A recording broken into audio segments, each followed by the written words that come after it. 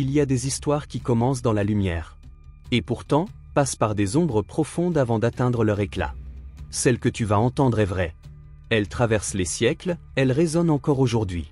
C'est l'histoire d'un jeune homme, aimé par son père, détesté par ses frères, oublié par les hommes, mais jamais abandonné par Dieu. Son nom est Joseph. Dans le silence sacré de la nuit, Joseph, un jeune homme de 17 ans, rêvait. Ses songes n'étaient pas de simples fantasmes d'enfant, ils étaient des murmures du divin, des éclairs d'un avenir de grandeur, tissés par la main de Dieu lui-même. Il ignorait encore que ces visions, si pures, allaient d'abord semer les graines amères de la jalousie. Son père, Jacob, l'aimait plus que tous ses autres fils. En signe de cette affection, et peut-être d'un destin plus grand, il lui offrit une tunique princière, une longue robe à manches, symbole d'un statut élevé. Mais ce vêtement éclatant, loin d'être un simple cadeau, devint le catalyseur d'une haine profonde, transformant l'envie latente de ses frères en un feu dévorant. Puis il leur raconta ses songes. Vos gerbes se prosternaient devant la mienne, et le soleil, la lune et 11 étoiles s'inclinaient devant moi. Ces paroles, perçues comme de l'arrogance, firent éclater la fureur. La haine, déjà forte, devint plus puissante que les liens du sang, scellant un destin qu'il croyait pouvoir briser. Un jour, son père l'envoya prendre des nouvelles de ses frères, parti faire paître le troupeau. Jacob, dans son amour, ignorait qu'il envoyait son fils, non pas vers une simple rencontre, mais vers l'abîme d'une trahison inévitable. Joseph, innocent, marchait vers sa blessure, sans savoir que cette route solitaire était le premier pas vers le plan de Dieu. À la vue de Joseph, la haine éclata. Ils le déshabillèrent, le dépouillant de sa tunique, symbole de leur jalousie. Puis, sans un mot, ils le jetèrent dans un puits vide et sombre. Dans ce silence claustrophobe, au fond de cette fosse désolée, le rêve de Joseph sembla mourir, étouffé par la cruauté de ceux qui partageaient son sang. Pour 20 pièces d'argent, le prix d'un jeune esclave, ils vendirent leur propre frère. Un acte de traite d'êtres humains, glaçant de cruauté. Le rêve, autrefois si lumineux, partit alors, enchaîné, vers une terre inconnue, l'Égypte. Mais même dans cette abjection, la main invisible de la providence divine commençait déjà à tisser un nouveau chemin. En Égypte, Joseph fut vendu à Potiphar, un officier influent de Pharaon. Esclave, il servait fidèlement, et la bénédiction de Dieu était si évidente sur lui que Potiphar lui confia la gestion de toute sa maison. Même en terre étrangère, au milieu de l'adversité, la présence divine transformait chaque tâche en succès, prouvant que Dieu était avec lui. L'intégrité de Joseph fut mise à l'épreuve. La femme de Potiphar, captivée par lui, tenta à plusieurs reprises de le séduire. Mais Joseph refusa, déclarant « Comment ferais-je un si grand mal et pécherais-je contre Dieu ?» Son refus de céder au péché eut un prix. Faussement accusé, sa tunique abandonnée servant de preuve mensongère, il fut puni comme un coupable. Injustement jeté en prison, Joseph avait tout perdu.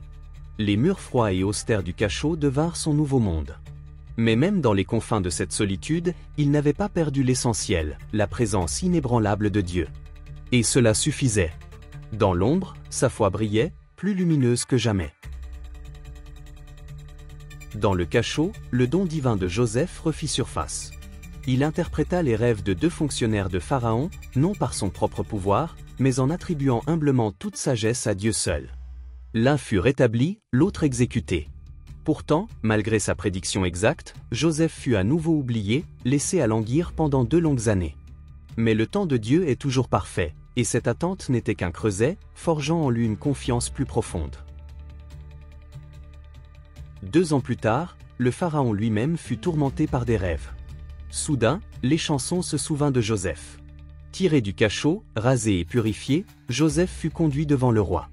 Son humilité était inébranlable, « Ce n'est pas en moi, déclara-t-il, c'est Dieu qui donnera une réponse favorable à Pharaon. » Car Dieu n'oublie jamais ceux qui lui restent fidèles, et son timing est souverain.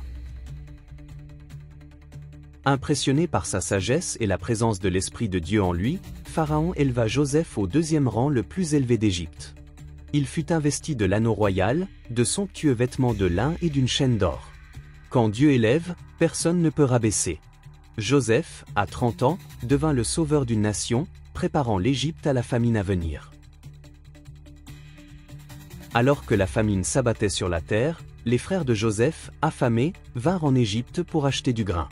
Sans le savoir, ils s'inclinèrent devant l'homme même qu'ils avaient trahi, accomplissant les rêves d'enfance qu'ils avaient cherché à détruire. Joseph les reconnut immédiatement, mais garda le silence, son émotion cachée. Il commença une série d'épreuves, non par vengeance, mais pour sonder leur cœur et les amener à la repentance. Submergé par la preuve de leur transformation, Joseph ne put plus se contenir. Il renvoya tous ses serviteurs, puis, dans un torrent de larmes, il révéla son identité à ses frères terrifiés. « Je suis Joseph. Mon père est-il encore en vie ?» Il aurait pu se venger, mais il choisit la grâce. « Suis-je à la place de Dieu ?» déclara-t-il. Il choisit l'amour, brisant le cycle de la haine et les étreignit, scellant un pardon profond et inconditionnel. L'histoire de Joseph résonne puissamment en chacun de nous. Peut-être as-tu connu le rejet, la trahison, l'oubli. Peut-être as-tu traversé des injustices qui ont semblé briser ton cœur. Mais l'histoire n'est pas terminée. Dieu n'a pas fini d'écrire la tienne. Ce que tu as vécu, il peut s'en servir pour t'élever, pour accomplir à travers toi un dessein bien plus grand que tout ce que tu peux imaginer. Souviens-toi des paroles de Joseph à ses frères. Vous aviez médité de me faire du mal. Dieu l'a changé en bien, pour accomplir ce qui arrive aujourd'hui, pour sauver la vie à un peuple nombreux.